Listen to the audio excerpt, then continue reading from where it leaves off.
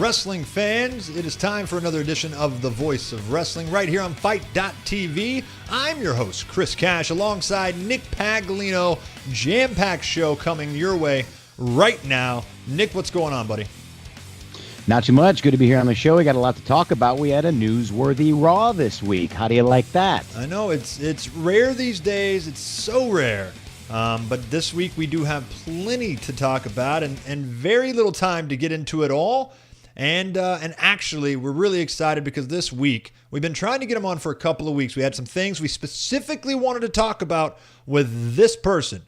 I begged you not to allow him to come on the show. You forced me to do it, and yet here he is.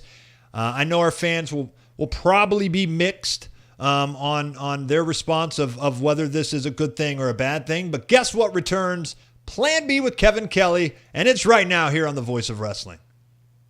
Nick, it is so great to be back with you once again, and thank you very much for inviting me. Kevin, it's my absolute pleasure. Chris just said a bunch of stuff. I know you probably can't hear anything he's saying, right? And no, I didn't even know he was there. In fact, it's pretty much the usual standard. We pretty much don't know when Chris Cash is around. Right, exactly. So what I'll do is... I hear him now. Is that him laughing? Yeah, that you can hear the laugh. I purposely make sure you can hear sounds that he makes, but any words that he says get filtered out. What I'll do is I'll write them all down in a letter after the show is over, and then I'll just burn the letter. He has a lot to say and nothing to add. Correct. Wonderful. All right. Hey, how about this? How dare you say that fans would be nixed upon my return? Are you kidding me? Hey. Babies are being thrown in the air as we speak.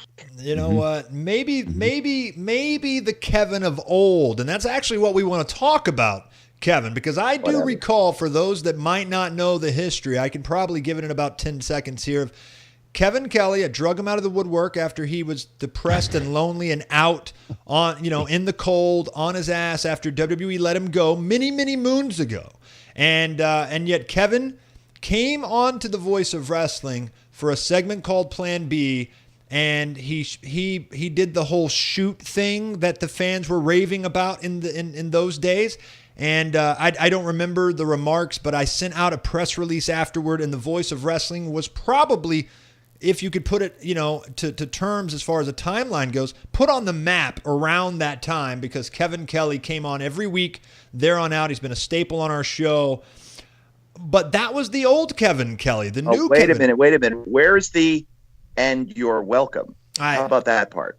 Right. Well, I said that way back when. Now I'm not so sure you deserve. But look, we do want to kind of, it's a good segue because people do change. Time does change. And could The Voice of Wrestling go out and find another Kevin Kelly type of person, someone that maybe the fans would get behind, and yet Kevin could move over and allow some new fresh blood to come on to our show and help us in other ways? Maybe that's the case, but at least in WWE, and of course we're going to talk some New Japan because I think it's going to be relevant to this conversation, Kevin. But one of the big things we've got to talk about coming out of Super Showdown, and we've got to talk about Raw, is it now seems like Shawn Michaels is about to come out of retirement. As a huge Shawn Michaels fan, I'm sure I'm not alone in saying that is welcomed. But we're going to get a tag match at this point, which might be his only match back between, of course, him and Triple H and Kane and The Undertaker. Can we just get your overall thoughts on Shawn Michaels coming back out of retirement at this point? And then more specifically, what you think about the way they're going to utilize him. If this is, in fact, one match, we're going to get a tag team match that really isn't that meaningful in kind of helping any of the new stars or the stars of tomorrow. It's just kind of a standalone thing that fans might get pleasure out of, but it doesn't really move the company along.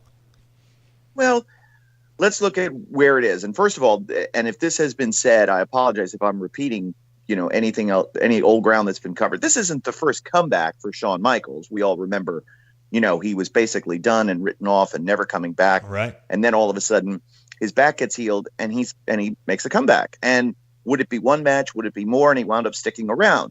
And there have been, a few episodes here and there where we've seen him from time to time, but now he's only done training with NXT. He's done some producing work with NXT.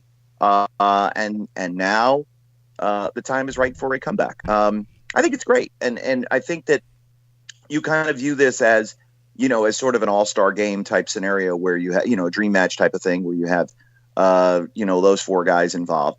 It is, it just feels like kind of a one-off because of the environment that it's in, because of the Saudi Arabian prince, unloading, truckloads of cash on these guys and the company to help this match and this show take place.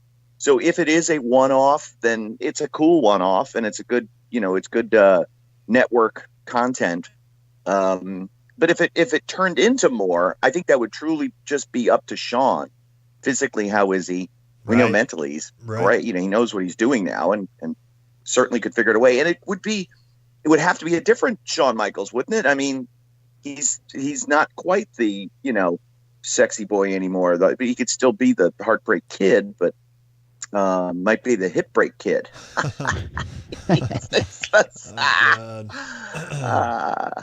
Do we need a cha-ching or whatever there? Like, not cha-ching, that's the wrong one. That was fine. Listen, it's early here in Japan, that's so true. The jokes will catch up to you later. On your way home tonight, Chris, you're going to laugh like hell.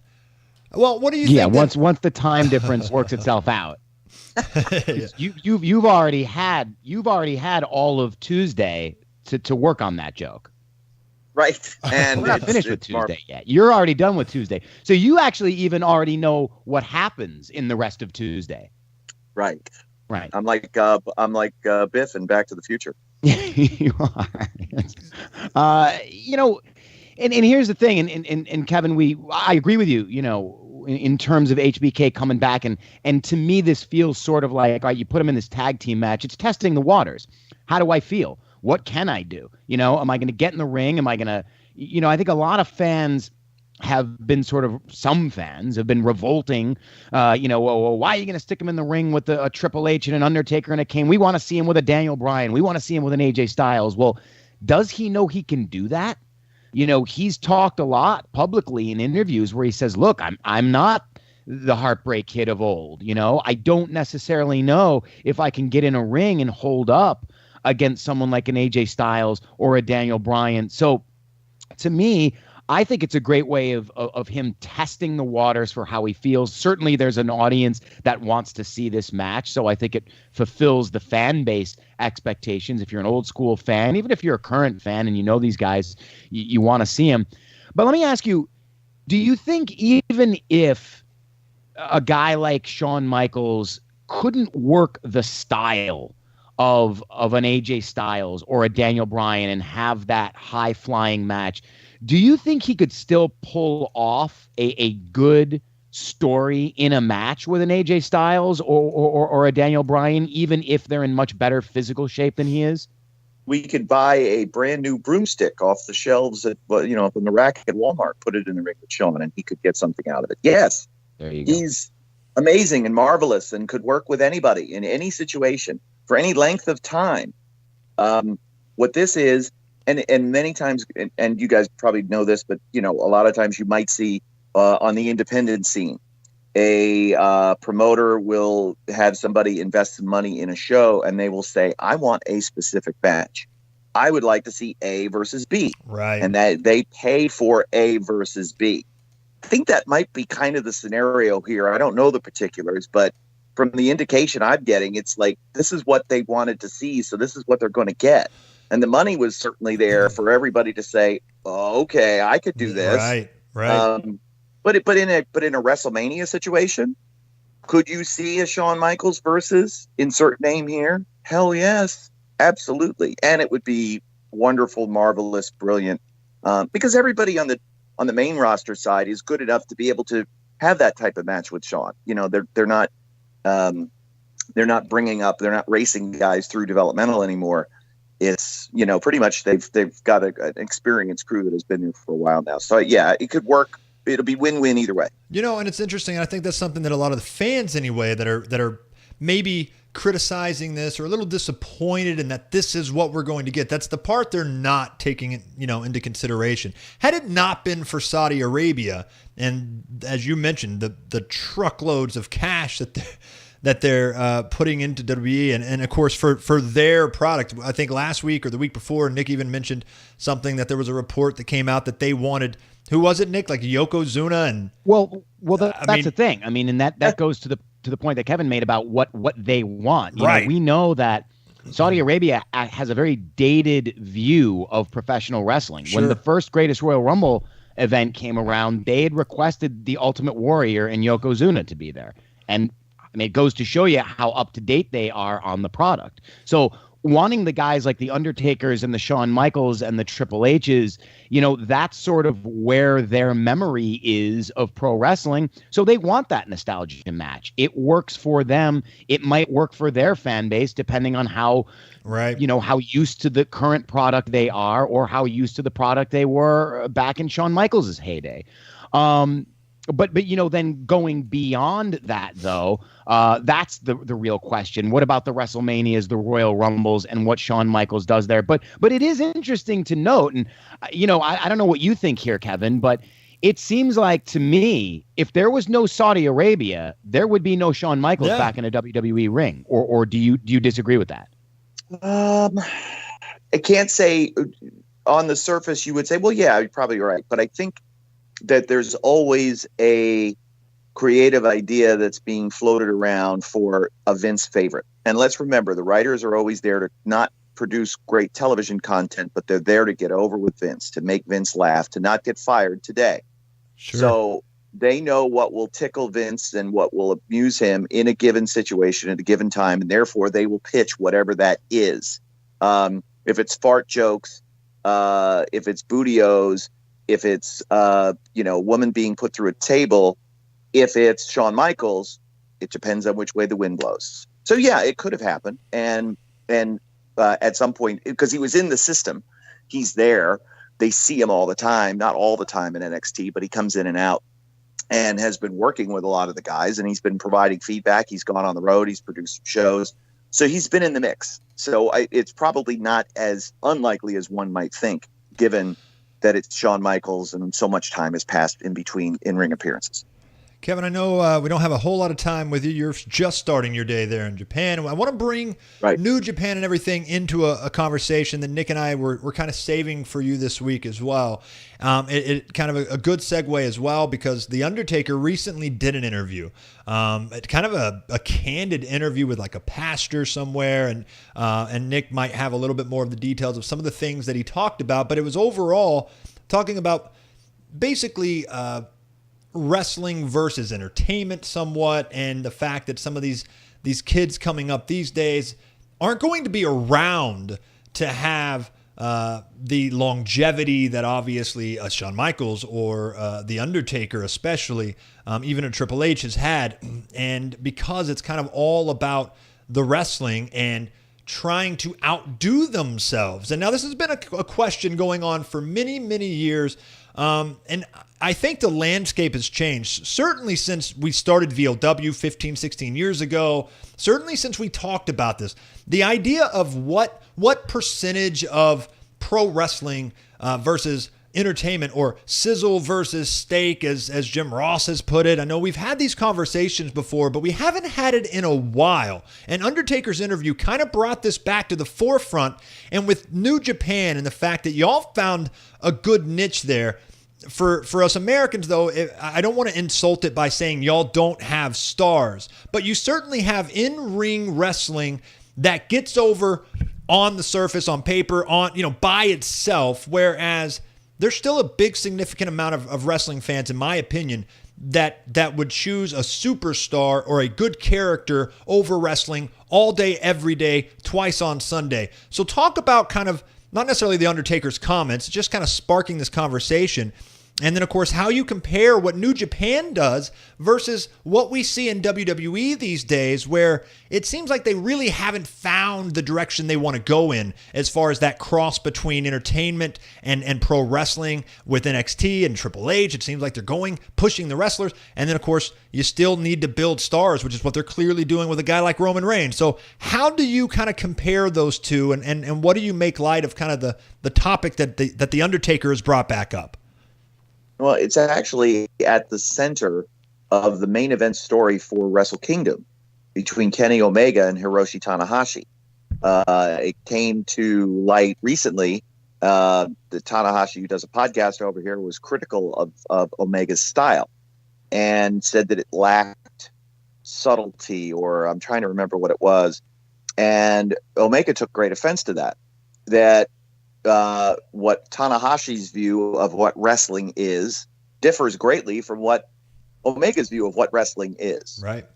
And now they're in the main event against one another for the IWGP Heavyweight title at Wrestle Kingdom, and they had the press conference yesterday. And the center of the talk, it was about the title, yes. It was about the match, yes. But it was sort of a debate back and forth as to what wrestling is, and each expressing sort of not their viewpoint necessarily, but the fact that they do have a disparate set of opinions. Interesting. It's an age have as opposed to what? Hello? All right. Say it. Yep. Yeah. Say that again. The last sentence. It's a good argument to have because the wrestling industry right now, I think, is healthier than it has been in many years. And now we can start to have that conversation. Do you look at WWE as the Walmart, the McDonald's, fast food, easy consumption, and a deep storyline like what we've seen between Kenny Omega and Kota Ibushi over the last 10 months in New Japan? Would that go over folks' heads? Sure. Or is it just that they're not exposed to it? There's so much depth to the stories that go on here in Japan at times. Sometimes it's very simple.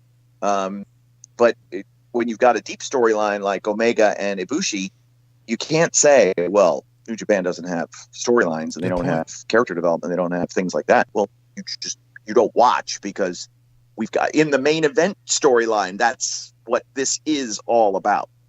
And it's kind of this push and pull for Ibushi. Which way does Ibushi go? Does he go with tradition? Does he go with Omega? He loves Omega, but he loves Tanahashi. He views Tanahashi as God, but he loves Omega, at a different cellular level. That's as deep as it gets, man. Sure. But Taker is not wrong. No one is wrong in expressing their opinion who has spent as much time in the ring as he has.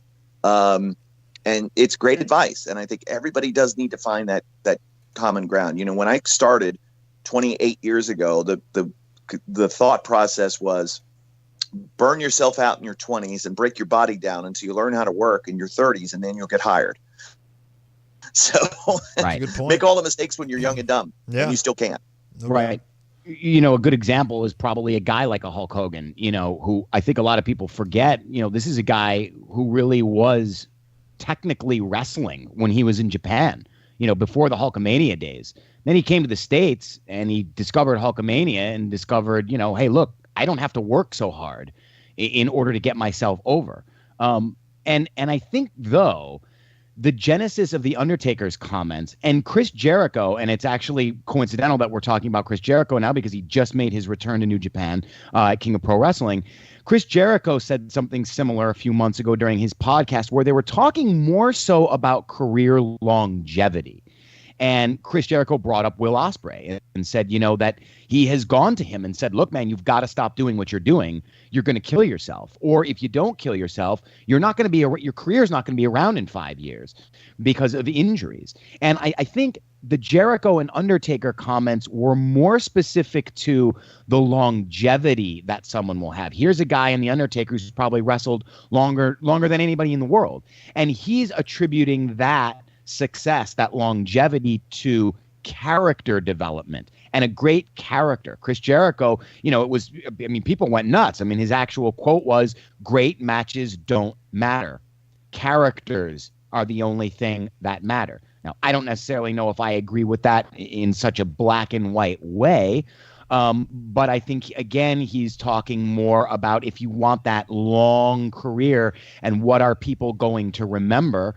How do you react when you hear Chris Jericho say something like that? Well, and also before you answer that, Kevin, I do remember one of the comments that you actually made on this show at one point was talking about WrestleMania. I do remember you were always kind of one to be in favor of the sizzle over the steak somewhat. If I don't remember, and I don't know if necessarily your opinion on it has changed, but I do at least want to remind you of some of the comments.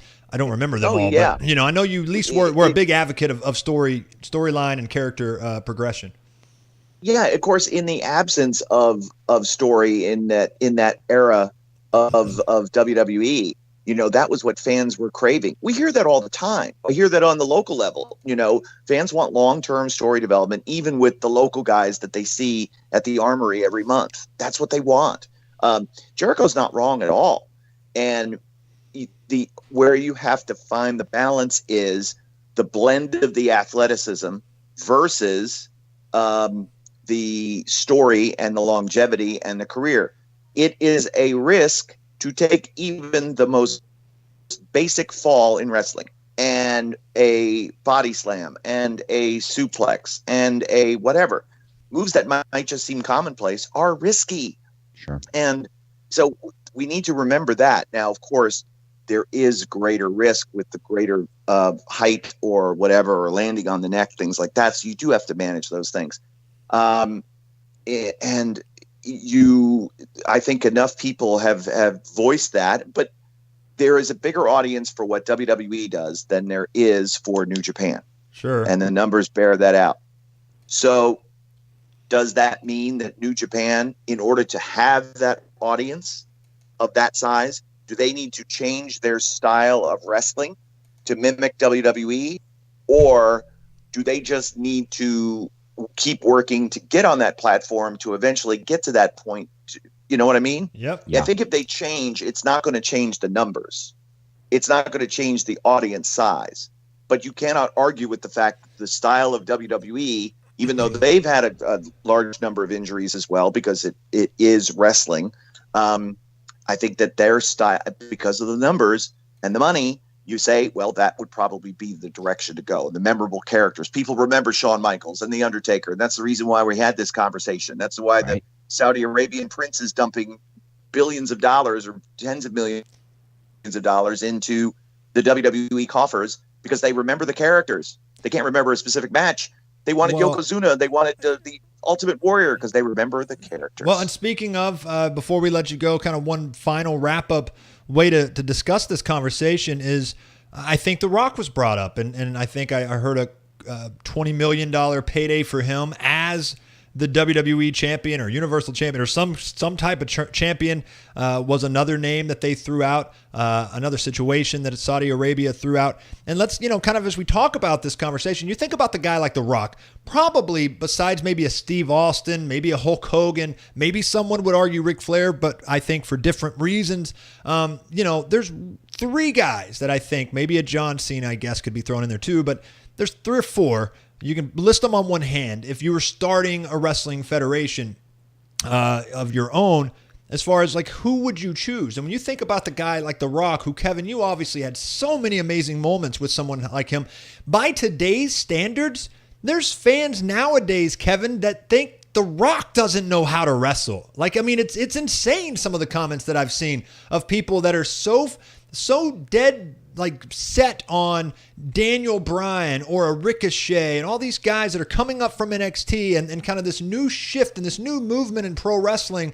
And I would take The Rock every day of the week over any of those jabronis. Like, I really would. And I think that the standards are different. And let's not forget that when you don't have the chops like a Rock or a Paul Heyman or even a John Cena on a different level or the Undertaker's gimmick, who's to say, Kevin, that you can't utilize wrestling as just another way to get over? It is. It's a vehicle for more, of course, and there is nothing wrong with that. You guys are an opinion-driven show, so obviously listening to and commenting on the opinions of the folks in the Twitter sphere right now, It's a bit of a fool's errand, if you ask me. Good point. Yes. But again, you guys have to comment on that stuff. If you ask Ricochet, listen, Ricky, you got all the money in the world. You're starting a wrestling company. You got The Rock available to you. You got Stone Cold. You've got Hulk Hogan. Who do you begin with? guarantee you he would say probably The Rock, probably somebody like that. Yeah. Would you include yourself in the mix? Oh, yeah, absolutely. I would want to wrestle him, but I would need that star power to get the brand across. Right. Well, that's the right answer, of course. Always. But we've had this conversation, Chris, when I was first coming on the show with you way back when. Yeah. And it was, WWE, their brand, their belief system, their fandom versus the independent scene, Japan, right. the ROH, et cetera. Yep. And what was right. And we still don't have an answer because it's what the fans want. And it tastes change all the time. Good point. Social media wasn't as big back then, Kevin, like when we started this show. I mean, the like, to me now, the difference between the quote unquote internet, we've talked about this in recent weeks too, the difference between the internet wrestling community and just the casual fan, that margin is so slim these days in my mind. I mean, it's just a different landscape, but I don't think that the overall principles that you're putting over, and I think we're all in agreement here with, I don't think that's necessarily changed. Right. And I think that what, to go back to the point I was making earlier about Omega and Tanahashi, the Tanahashi saying wrestling needs to be like this, and Omega saying, no, it doesn't have to be like this. It can be whatever we want it to be. Right. Tanahashi is not necessarily saying wrestling can only be this. I think what Tanahashi is saying is he doesn't like Kenny Omega. And he doesn't care whether Kenny Omega is serving him miso soup or wrestling on the same card that he is. Right. He doesn't like Omega. And no matter what Kenny does, he ain't going to like him. So there you go. It sounds like every answer that we are trying to come up with in this argument can be found right now on New Japan. There seems to be, There's a good parallel there. It isn't what it can be. It isn't what it will be, but it is kind of where it is right now, and it's a good alternative. And we're just trying to get more people on board to see if they like it, because I feel like it's a great blend of athleticism and story and drama. I never had an appreciation for the drama of a New Japan match like I do now. But the style has modified a little bit, and that it is more about selling. And, with Okada and Tanahashi, at least I get a greater appreciation of physically seeing it more than what I experienced when I would watch New Japan shows from way back when. Right. And I go back in the archives and I watch and I see a difference. Sure. Guys would take a move and they kind of popping up. And now guys take a move and they stay down. All right. Right. That's to me, that's an improvement, because I never have been a fan of UFC. I respect mixed martial arts and combat sports and all that stuff. I have great respect for it, but I've never been a fan of it because I'm more a fan of pantomime. And I don't want guys that I like to physically get hurt. Yep. So I want them to have as long and as happy and prosperous career as they can without being hurt. But Undertaker, I hope he, and I didn't hear this interview, but I do hope he said that for the greater part of the late 90s, there were already plans in the works if the Undertaker couldn't wrestle anymore because his hips were so bad, because he had such nerve damage in his body, because of all the punishment he had taken. So, and it was great work with physical therapy and rehabilitation to be able to heal his body so that he could continue to wrestle. So let's not make it like he's come through life and all of his career unscathed. True. Even though he was a great character and he knew how to quote unquote work. That's a good point. So, it's rough either way. And there is not a panacea to this. When you sign up to be a professional wrestler, you will have a life of misery and pain, but you'll get great enjoyment and hopefully financial riches for it as well. Kevin, I said that I thought the fans were probably mixed prior to you coming on. I would imagine that it swung more in your favor, just a slight bit for your. Yeah, well, what should we go to Twitter about it? We should go to Twitter about it, and we'll find out what they say. But Plan B with Kevin Kelly, that's who it is. Hey, I know it's crazy early. You got to get something on your stomach. What's on the agenda for you in New Japan? When should these people go out and check you out? The next, we just had King of Pro Wrestling a couple of nights ago, and it was We saw Chris Jericho. We saw the main event get set for Wrestle Kingdom. We saw a seismic shift with Switchblade Jay White now aligning himself with Bullet Club. There was storyline galore. It was an amazing show, and the replay is up on the archives of njpwworld.com. I've got a few days off. I'm actually doing voiceovers I did some yesterday, and I'm doing some later this week. We're bringing to life all of the matches that are currently digitized in New Japan World. We're bringing them to life from the 1970s. So I'm providing historical context as a lead-in to explaining why Antonio Inoki is getting ready to wrestle Willem Ruska, for example. Wow. And with assistance from Chris Charlton, the great historian of New Japan, and so much effort kind of to unearth these footage, and then put some English to explain why this match is important. Hopefully fans will be tuning into that. And then the Super Junior Tag League starts on the 16th. And live coverage of the first two events on njpwworld.com, 16th, 17th from Corkenhall. Very nice. That's Kevin Kelly. He's going to go now, and of course we'll bring him back on very soon to talk more WWE talk and of course New Japan. Make sure you follow him on Twitter. Kevin, we really appreciate it, man. Nick, thank you so much. It was really enjoyable being here with you. I really appreciate it. And anytime you need me to do anything, Nick, please just reach out and let me know. Kevin, thank you so much. And again, I'll be sure to I'll pass along anything Chris had to say on the show to your secretary or Kevin's the ashes from that letter after it's burnt. Please just, let me, maybe just take a picture of it and send it to me. Well, you know what? I'll put them in a nice urn, and it will remind you of our conversation about The Undertaker today. All right. Kevin Kelly is finished, but Nick and I are just getting started. Stick around here on The Voice of Wrestling. And welcome back to The Voice of Wrestling. Chris Cash, Nick Paglino here on Fight.tv. And Nick, we need to kind of talk a little bit about now the fallout of Super Showdown. What came out of that show, what we think of some of these big one-off events. Overseas is when it seems like they tend to do. They're not pulling this out for Chicago. These are kind of foreign places that do not get a lot of opportunities to get WWE. Obviously, with Saudi Arabia, it's a different situation because they're paying them some absurd amount of money. But almost it seems like a lot of these kind of big time one-off events that WWE's been pushing as of late over the last 6, 7, 8 months. Because they have the freedom to do so with the WWE Network. These are kind of overseas, weird timing as a result of that. So I didn't watch it live, of course, have to follow up on it after the fact. I'm sure a lot of people did that as well.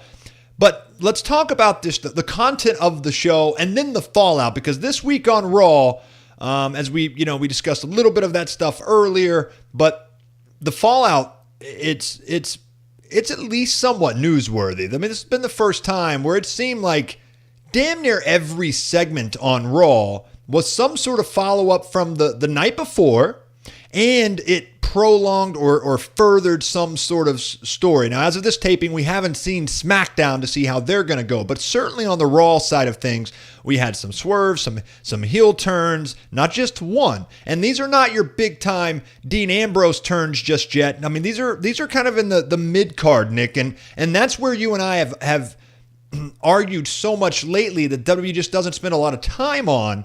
So here we are now coming out of this weekend and obviously Raw this week, and we're thinking, hey, whether you like all the stories, whether you like the direction necessarily all the time, at least they made some effort, so it appears, with this Super Showdown stacked card overseas, and then, of course, following it up with Monday Night Raw. Yeah, we talked about this last week. We really talked about this for the past few weeks, with the crowded WWE pay-per-view space right now. What kind of effect is that having on the television product? Is it a positive effect? Is it a negative effect? And then you see an episode of Raw like we saw this week, and you could argue, certainly I've seen a lot of arguments that, the show was sort of all over the place, or maybe people didn't agree with some of the decisions they made. But at the very least, you can't argue with the fact that this was an extremely newsworthy episode of Raw. And personally, I feel it's because of that crowded WWE pay-per-view space right now. You have so many events. You just come off of a WWE Super Showdown event, and of course you have to address the fallout there, but you have to very quickly look ahead now to, in just a few short weeks, the WWE Evolution pay-per-view, right, which is a first of its kind, and then a Crown Jewel pay-per-view event, which is not just a B show. This isn't Backlash. This isn't Hell in a Cell. This isn't TLC. This is a major, major money event that is taking place as part of that huge, massive deal that was put together between WWE and Saudi Arabia. Not to mention, you've got a SmackDown 1000 show that I'm sure WWE is going to be building to starting on SmackDown this week. Right. And then you follow all of that up with another Big Four event in Survivor Series. Yeah. So I think by default, a show like Raw this week has to be newsworthy. Now, whether or not you liked what you saw, I think is a different story. Let's start right at the top. The big sort of turn, the first turn, the big piece of news that came out of Raw this week is Bobby Lashley seemingly turning heel, which is kind of difficult when you're turning heel on a guy who is already a heel in Kevin Owens. But I felt like the whole thing worked. And, normally, Chris, we've talked about this before, a guy like Bobby Lashley who's been sort of floundering around, really, if you had to say pass, fail, let's throw that out there right now. Right. Pass, fail, tag in, tag out. We haven't played tag in, tag out in a while. Let's do it for some of these turns that happened on Raw. If you had to tag in or tag out on Bobby Lashley's run so far in WWE, what are you going to say? Oh, well, tag out. Completely I'm out. tagging like, way I'm out. Running. And so normally when I tag out on something, when fans tag out on something, turning that person heel or turning that person babyface is usually not the answer to the problem. Sure. And WWE will do that a lot. We've seen that in the past with so many guys like Jinder Mahal. Sheamus is a big example of a guy who, well, what do we do with him? We don't know what to do with him. All right, well, turn him heel or turn him face, and it never works. I've got to disagree. In this case, though, with Bobby Lashley, I think it works. And I think a lot of that is because of Lio Rush and how entertaining Lio Rush is. I think they did a really good job of turning Bobby Lashley on Raw this week with that addition of Lio Rush, who I think is going to really help him on the mic. And the added bonus is you might have, in the process of turning Bobby Lashley heel, turned Kevin Owens face, which I think is something a lot of fans might want to see. I think it's something you and I talked about weeks ago that we'd like to see. Yep. So, what was your opinion on that initial heel turn? No. I think I'm right there with you in the sense that it was a situation where it could have happened. I'm not sure I'm giving WWE enough credit yet to think that they did that on purpose, really. I'm not sure that they did. I don't know how they couldn't. You have someone like Lio Rush on the mic the entire match. Like that's heel worthy. That's not something baby faces do, at least not in the beginning. That's something that might be an acquired taste. But when you're when you have a manager on the outside chanting, trying to start chants with the crowd in favor of his quote unquote client, it was definitely heelish. It's no surprise that the fans reacted that way, but because it's so unique and fresh and new, they did not start this way with him. They did not start this way with Lio Rush, having him come and do all the crazy flips and everything like that. I think this is a reaction to kind of the new age that we're in now, Nick, and that a heel is no longer just a heel. We've seen this with Elias and Kevin Owens for quite some time now. There's going to be certain weeks where they do something too funny. Heels are not meant to be funny, like naturally, organically funny especially. They're supposed to be, like The Miz does a good job of reining it in when he says things that might get over positively with the crowd. Like he will immediately rein it back in and make sure they know 100% he is not on their side. Whereas I think some people like to kind of milk that a little bit more than they should when they're trying to be a heel. So while I'm a little confused by how it went down and whether or not WWE's wanting to really turn one heel or one face, I will say that I'm intrigued by it. And there's no doubt in my mind that if they're going to keep utilizing Lio Rush in this way, then the heel turn is the only way to go. And I would tag back in, at least on the possibility of what it could mean for Bobby Lashley, who I completely agree with you, has floundered ever since he's returned. And this might be the only way to kind of get him back into some sort of meaningful program while they still have him. And then on the Kevin Owens front, Nick, I mean, I'm really curious again to see where they go with this. I mean, it seems like they might be a little bit hesitant in some ways with some people, such as a Kevin Owens, to truly turn him babyface because he works so well as a heel with his demeanor and his mannerisms and everything. But unfortunately, Nick, that's the reason he's getting over. So, let me ask you real quick as we kind of stick on this topic, though. Kevin Owens, like, I kind of liken this a little bit to, like, let's say Randy Orton, right? Randy Orton got over as a huge heel for many years. But then, of course, he ends up turning babyface. It actually really went well. But you could kind of tell that was never really his character. Like, I kind of feel like we could see that with Kevin Owens. Could he get over because he's just over in general, even if a good portion of the crowd is booing him right now while the others cheer him, to kind of go against the grain? He could turn the rest of them that are booing him. They'll gladly cheer someone like Kevin Owens because he is so clever on the mic and he's so entertaining to watch.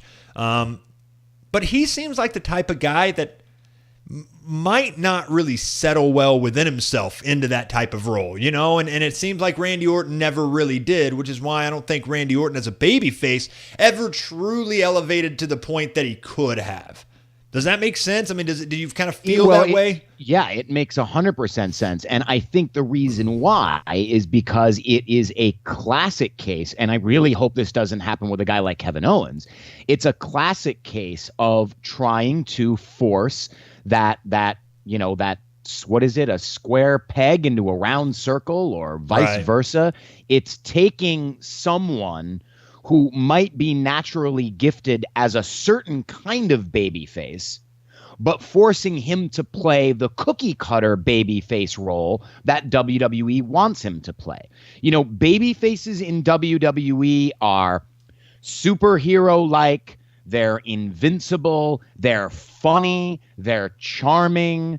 They look at the John Cenas and the Roman Reigns and what they tried to do with Sheamus when he was a babyface. They crack jokes. Nothing ever touches him. Nothing ever hurts him. Sticks and stones break my bones, but names will never hurt me. I'll always be able to shoot back with some funny quip. And they virtually never sell in the ring.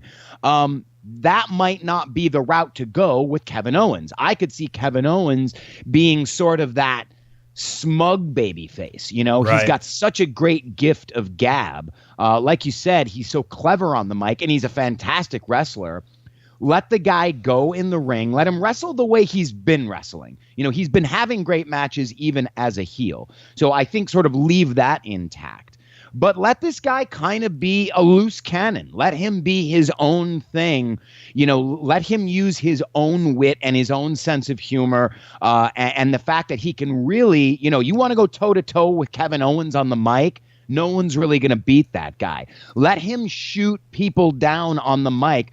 Really sort of let him do, really what you need to do with Kevin Owens, and I've always said this about heels, in my opinion, a heel, the only thing that separates a heel from a babyface truly is whether or not they make fun of the crowd. So let Kevin Owens continue to be exactly what he is. Just don't have him rag on the crowd. Where he would take shots at the city that he's in or the people in the city or what a dump the town is or make fun of the local sports team. Just don't do that. Otherwise, leave him as the guy he is.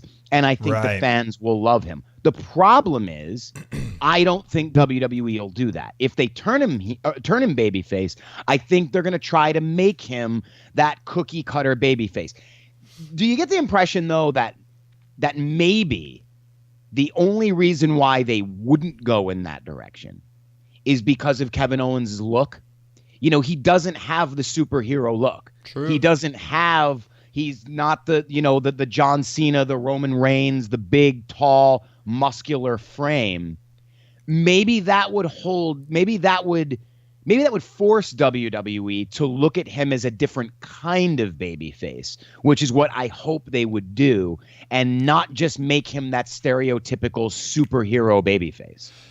No, I agree with you, and I think that, I mean, his look is probably going to be the reason why WWE won't push him to the extent that they probably could.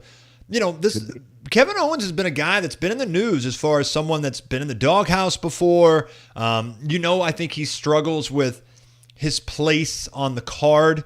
The documentary that was on the WWE Network seemed to kind of indicate that he's just not happy when he's not where he wants to be, and it kind of shows in his work.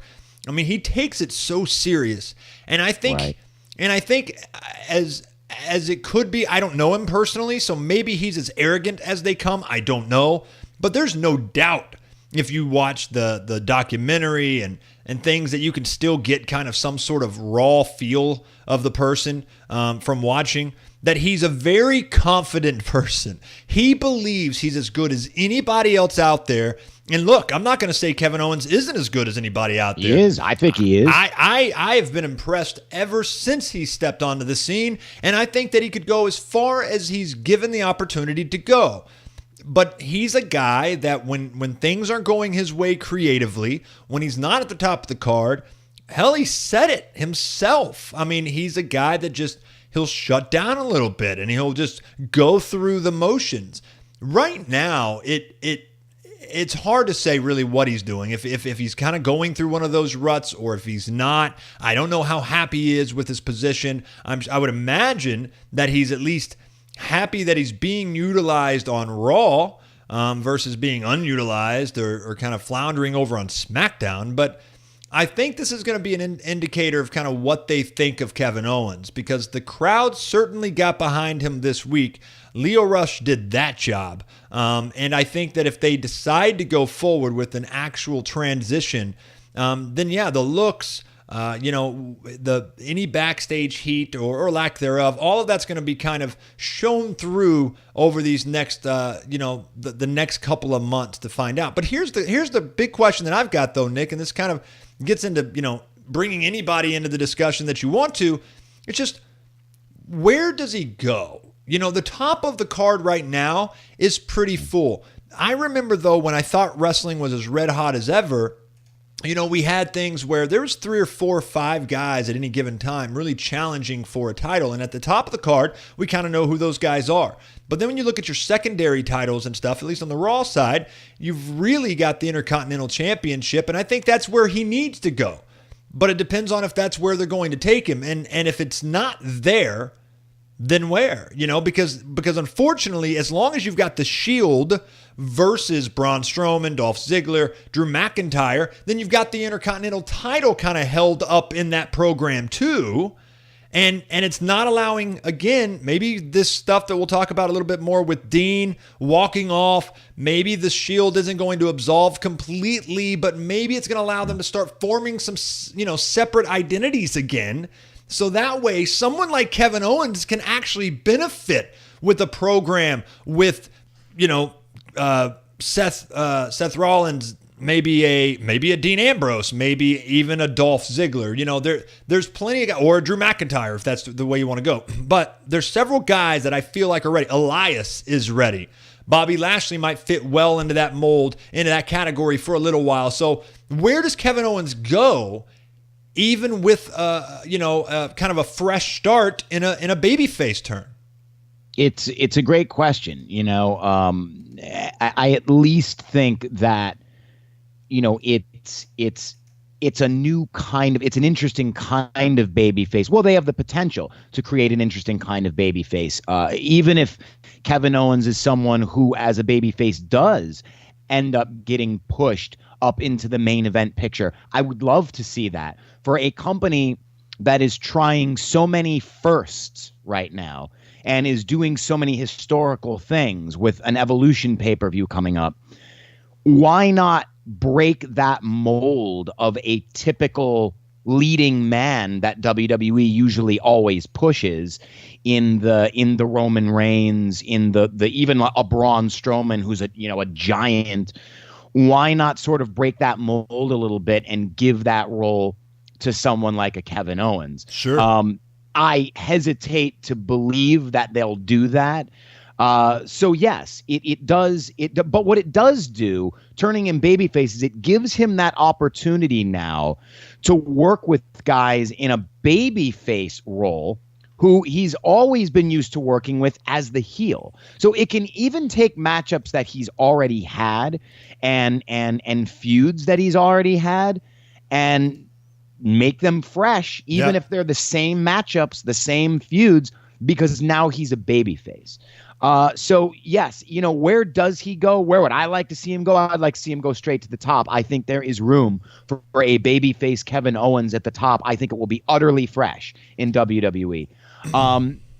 Do I think that's going to happen? Tag in, tag out on that. I'll tag out on that. I just don't think WWE is that confident in pushing him to the top.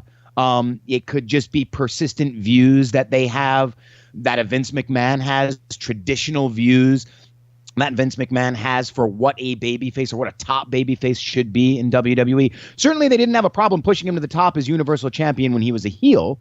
So I don't see why they couldn't do it with him as a babyface. Yeah. But regardless of where he ends up on the card, I think Kevin Owens as a babyface, and then, in conjunction with Bobby Lashley, because that would probably be the immediate feud, Bobby Lashley versus Kevin Owens. That's what they sort of set up on Raw this week. And then Bobby Lashley as that. I mean, listen, man, I think it was their plan. You cannot. Leo Rush was so annoying on Raw. I mean, yes, he was. Lashley. I mean, they knew, someone was telling him, just repeat that Lashley thing over and over again. Then he did it again in that backstage segment when he interrupted Finn Balor and Bayley, and it was just utterly annoying. So I think they knew exactly what they were doing. I liked it. It's fresh. Moving, on a little bit to the other turn and talking about the Bellas, which I think, Nick, anybody would have expected this to happen at some point, here, right, whether it had been on the pay-per-view this weekend or Raw, or at some point. It certainly feels like this is the direction they've wanted to go in ever since the Bellas have come back. They've teased this. And so no surprise there. But, again, I guess I'm just kind of still undecided. The jury's out at this point on what's going to take place. Is this what we've come to expect or should come to expect now from Ronda Rousey? And it every single week, every single event now, Nick, it seems like this is what we need to come to expect of Ronda Rousey. She's no longer immortal. Everybody can hold their own. Again, it took 2-on-1, and I get all of that. But in the end, even in the match itself, in the triple threat match, or the 6-man tag, 6-woman tag match prior to the turn itself, you see her acting as, again, the top baby face, but certainly not the Brock Lesnar version of the females. I mean, are we going to see that again, or is this version of Ronda Rousey what we're getting of her going forward? It's, I think I have less of a problem with the fact that, and like you mentioned, she was not necessarily being taken out by one of the Bella twins. She was taken out by both two of them. Yeah. So you had the double team thing there. So, and she did fight back, and she would have, I guess the way that came off to me was the idea was if it was a one-on-one situation, she would have killed Nikki Bella after that turn. But then, of course, Brie Bella came in and interfered. I have a bit more of a problem with, because look, at some point you've got to insert her into the pack, right? She's got to be, It's a fine line. We talked about this. She's got to be one of the hardest people to book, because she is that legitimate badass, but she's coming into this entertainment world where, yes, at the end of the day, she's got to be, if she's going to be there every week and you're going to utilize her every week, she's got to be sort of one of the girls. I think WWE is doing a good job of still maintaining the fact that she's the baddest woman on the planet. She's a badass. She can kill anybody, and she does. When you see her in the ring, she's really not getting horribly beaten down by anybody. I have much less of a problem with that and more of a problem with, again, and I think this dovetails with what we were talking about with the cookie cutter babyface role. I'm getting tired of, someone beats up Rousey and Rousey's in the corner and she had that look on her face like, how could you do this to me? Right. It's wrestling. Have you never watched wrestling before? People turn on each other. I would love to see, if you're going to push her as the baddest woman on the planet, if she is this legitimate badass, smarten these baby faces up. I'd love to see her cut a promo where she says, okay, you know what? When I came into this company, I thought things were going to be a little bit different. I left UFC because, the politics and the backstabbing and the beat downs and no one was my friend and I didn't know who to trust. When I came into WWE, I thought this was going to be a pact of friends. I thought these women were going to be my friends and my colleagues. But you know what? I learned that it's not that way. It's every woman for herself in this company. Well, the gloves are off. The proverbial gloves are off now. And no more Mr. Nice Guy routine. And it's so funny because saying that phrase, no more Mr. Nice Guy, I feel like WWE has baby faces say that all the time, right? So why make them Mr. Nice Guy to begin with? She should have come in with this chip on her shoulder and this aggression. But instead they do this thing where she has to come out and, she's all smiles when she comes out and she's best friends with Natty and she's best friends with Nikki and she's talking about how they help her so much. Again, I've said this before. I always maintain it. People don't want to see people being friends in pro wrestling. They want to see you fight. So I have more of a problem with this. She plays this victim every time she's attacked by someone. Like, I can't believe you did that. I can't believe Stephanie McMahon stabbed me in the back. Really? Stephanie McMahon? Have you ever watched this product? You don't know who the McMahons are? It's like, wisen these baby faces up a little bit. And I think if you do that and you toughen them up a little bit, it will make for a more interesting character overall. And you won't have to keep hammering home she's the baddest woman on the planet because you'll see it more clearly through her actions. Right. But I think WWE is too afraid to do that because at the end of the day, they want their baby faces, the Roman Reigns, the Ronda Rouseys, they want them to be those faces of the company that are nice, that the kids out there that are watching the product can relate to as role models and as nice people. And that's why, when you talk about somebody being the next Stone Cold, you're really not going to see it. And if you see that in a Becky Lynch, she's still a heel. She's not a babyface. So that's the problem I have with Ronda Rousey a little bit more. Now, as far as the turn that we saw on Raw this week had to be done. The Bella Twins are drawing boos. Especially in light of, unfortunate situation that happened with Brie Bella and Liv Morgan, which I maintain was absolutely not Brie Bella's fault. She does not deserve the criticism that she gets. That was, I believe, just a fluke accident that could happen to anybody. Still, though, perception is reality in this business. And if that perception is that's making the Twins and her draw boos. We saw the Twins when they came back to WWE TV were generating more boos than they were cheers. They work better as heels. That's the way you need to go, at least with the Bella Twins. Well, and as we kind of start wrapping up, one of the other things that I've noticed, and this is kind of an underlying theme as far as how WWE books heels versus baby faces. I agree with you on the Ronda Rousey front, but the other thing that kind of came to mind for me was the promo, the backstage promo with the Shield, in that we live in a day now where because the fans react however they want to react, and WWE and them are too stubborn at times, or ignorant, or oblivious, or whatever, to acknowledge it and go with it organically. In the case of someone like Roman Reigns, and they have to reunite the Shield just to try to get him over. We now have backstage promos, Nick, if you saw this, where the Shield has to tell everybody that we're the bad guys. You're not the bad guys. We're the bad guys. What baby face in there? What superhero? And what, like, that's, come on. When you act like an asshole, talk about Steve Austin, that's what got him over as a baby face, was because he was just this ruthless, didn't give a shit, would say whatever he wanted to. And the rebellious kids within us, most of us obviously were kids at that time, we all start saying, yes, please. That's what we've always wanted to say to our boss or our parents if you were young enough. The NWO, they got over as a babyface group at towards the tail end of it because of how awesome they were. Literally, people were throwing cans into the ring to then buying their shirts in bulk. It was because they were the cool clique. Like, who doesn't want to go with no rules and whatever?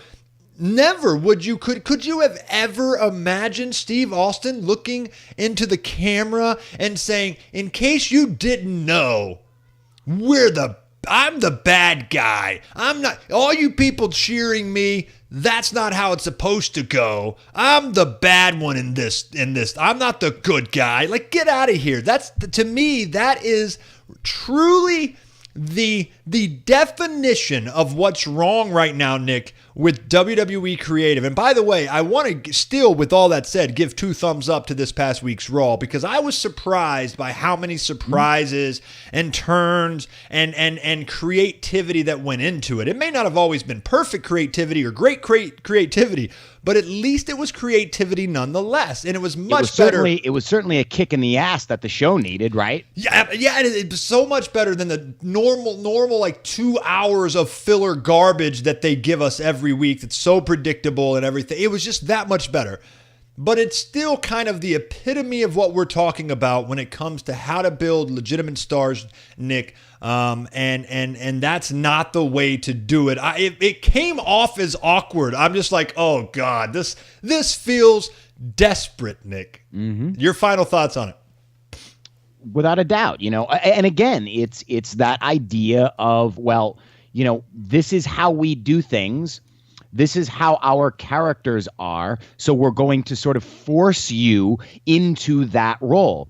And if it really doesn't work and it doesn't catch on, we're going to actually remind the audience that this is the way it's supposed to be. Steve Austin was himself. And if you liked him, you liked him. If you hated him, you hated him. But you thought he was cool because, again, like I've always maintained, at the end of the day, this is a television show about people who fight each other. So you more often than not don't want to see people making nice. And I think also you don't want to make the audience feel stupid. And when they portray their baby faces as gullible idiots, that makes the audience feel like, in turn, maybe that's what WWE thinks I am, because you think I'm going to buy that.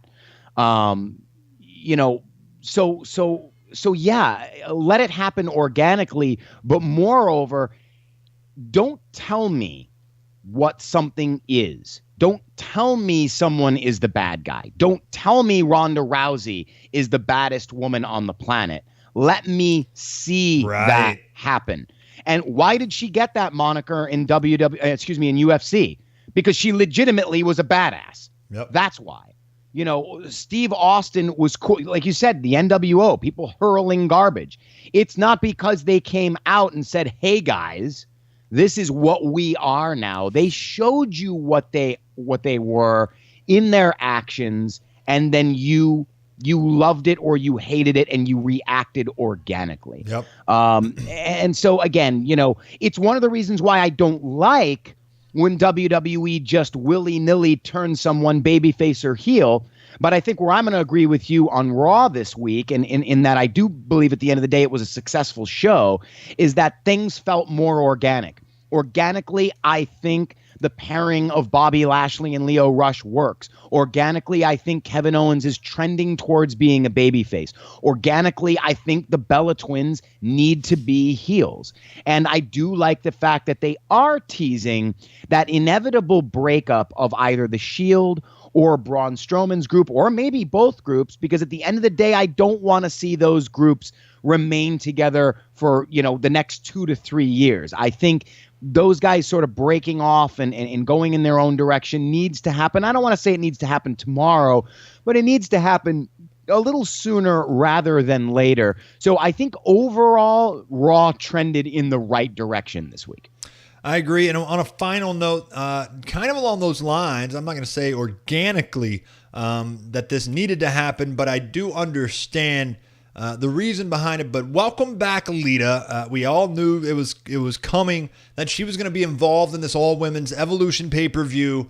And of course, here she is now teaming up with Trish Stratus to take on Alexa Bliss and Mickie James. I know there's been, some people criticizing the fact that we did put this over, I guess, as two individual singles matches, and yet now it's being changed. But that's kind of, par for the course with pro wrestling. And if you watch them this week in the physicalness, the physicality part of that segment, you probably think this, at least you should think, this is a good idea. It kind of helps, protect both of these women coming back for their, I guess they've had some stuff in the past with the Women's Battle Royal, but that is very limited compared to what even a tag team match requires from them. So I think that this, that they looked, God, I don't know that one thing connected like Trish's kicks, and it looked really bad with these two girls, and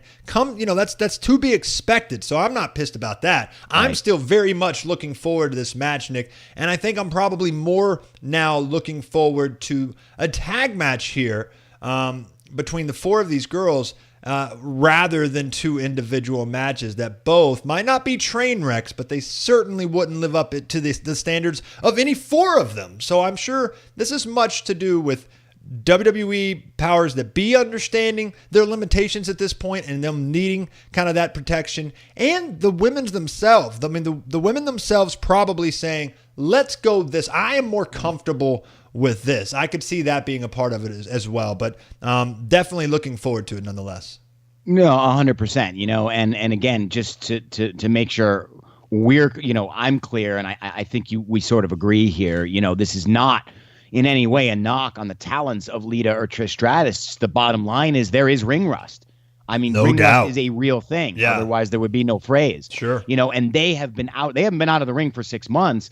They have been out of the ring for years. And when you say the ring, a WWE ring, in front of that kind of an audience, on that stage. So, you take a Trish Stratus, you put her in the ring up against an Alexa Bliss who is younger and is doing this every single week, and you put it in a setting that is a first time ever all women's pay-per-view event, a historic pay-per-view event. That's going to be very nerve-wracking, and ring rust can be a very real thing that no matter how good you are, no matter what skill level you're at, and I believe Lita and Trish are amongst the best in terms of skill, it's going to be difficult to just get right back in there and pick this up with utter ease and make it look as smooth as the women who are doing this every single week at live events on television. So I agree with you. I think the tag match is the right way to go. I think it'll protect Lita and Trish a little bit more. And hey, I'll tell you what, it opens up the pay-per-view now for another match. Sure. Instead of two matches with women who, of course, are not representing the future of WWE. And of course, when their match is over, Trish Stratus and Lita will leave WWE television. There's not really a future there. Who knows? Maybe they'll return for bigger matches at some point down the line. But I like the fact that, okay, you take these, what was two matches, you now make them one match, and now you can open that up for maybe some of the NXT UK women or the NXT women or some of the other women who might not have had a spot on that card can now get a shot at a match on that card. I think it's a win-win for everybody in terms of the whole Evolution pay-per-view. And I actually forgot about this to bring it up though as well. Kind of goes in line with the fact that WWE really pulled out some stuff this week on Raw. Like maybe SmackDown will live up to it. I mean, I think SmackDown is a better show in general most weeks. Just because of kind of the wrestling factor, as we discussed a little bit earlier, Nick. But I think at the end of the day, WWE did a really good job this week with Raw, and of course Kurt Angle coming back. I don't know if anybody saw that coming, but I think that's a good program at this point. If he's not coming back as a general manager, which is still unknown, but I'm going to say that this is kind of a way to give him some stuff to do, at least in the meantime as they make up their mind. Baron Corbin, in my mind, is doing a good job, and he's really getting over as a heel in this role. I just think he's comfortable in it. He looks good. Like I think he's doing a good. And hey, giving him something that has a little meat on the bones with his history with Kurt Angle makes a lot of sense. So that was well done too. I mean, it was just kind of a small caveat, but it was something that was very interesting.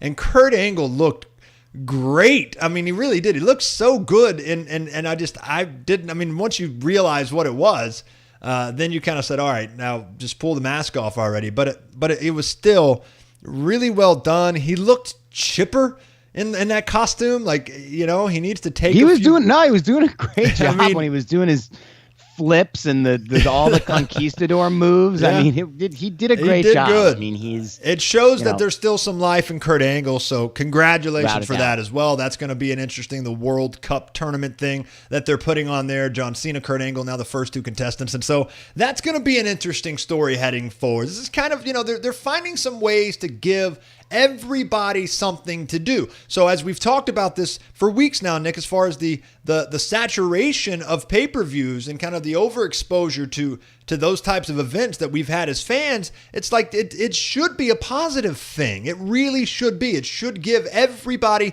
top to bottom of the card, the ability to go out there and have some programs that lead to something of some sort of substance or meaning. It's never going to be what they want necessarily if you're in kind of that B, C level, position, but it's going to be something better than nothing. Even Kurt Angle and Baron Corbin gets my thumbs up at this point. So I feel like WWE really took a kind of a step in that right direction this week, kind of getting back to what I remember about a 2 or a 3 hour edition of Raw, of just saying, look, it doesn't have to be 2 to 2 hours and 15 minutes of filler.